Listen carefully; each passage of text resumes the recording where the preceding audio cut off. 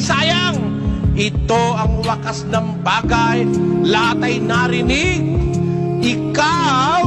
Ikaw ay matakot sa Diyos at sundin mo ang kanyang mga utos, sapagkat ito ang buong katungkulan ng tao. Ano raw po ang tungkulin ng tao? Pagsunod sa utos, yun ang wakas ng tao. Yun ang karapat-dapat niyang wakas. He must end there. At hindi siya sayang. Makabuluhan ho ang ating pagiging tao kailan pamat nasunod natin ang utos at kalooban ng Diyos para sa atin.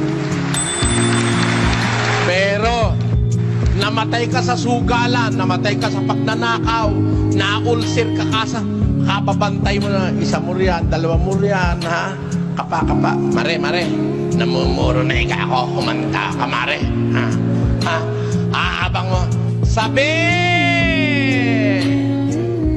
19. O, kita mo, sa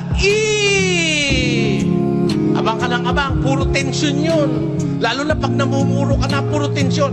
Eh, pag natatalo ka sa sugal, hindi ka makaayaw-ayaw.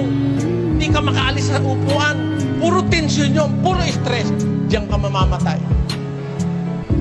Diyan ka magwawakas at masasayang ang buhay mo dahil nagwakas ka sa hindi tamang pagwawakas. Ito ang wakas ng bagay. This is the conclusion of the whole matter. Fear God and keep His commandments, for this is the whole duty of man. El fin de todo el discurso oído es este: teme a Dios y guardia sus mandamientos, porque esto es el todo del hombre. Kinimao ang katapusan sa butang, ang tanan na dungog na, kahadloki ang Diyos, ug bantay ang iyang mga sugo, kay kinimao ang tibuok nga katungdanan sa tao. Ayun. Yan ang buong katungkulan ng tao, ang pagsunod sa utos. Kaya po, inaanyayaan ko kayo, mga kapatid. Sumunod na tayo.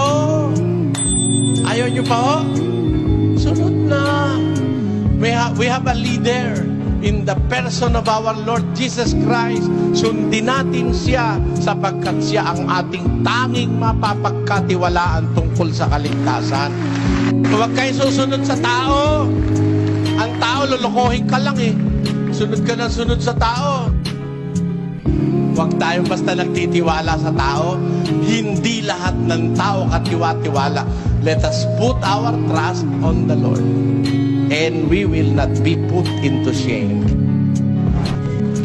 Siguro, tama na yung sinabi ko sa inyo na yun na mag-isip kayo. Baka kinakausap kayo ng Diyos. Baka kayo pinatitigas ng inyong kasalanan, mga kapatid, mga kababayan, mga government officials. Mamamatay po ang tao. Hindi tayo mananatili sa mundo. Dapat bago tayo mamatay, maganda na tayo.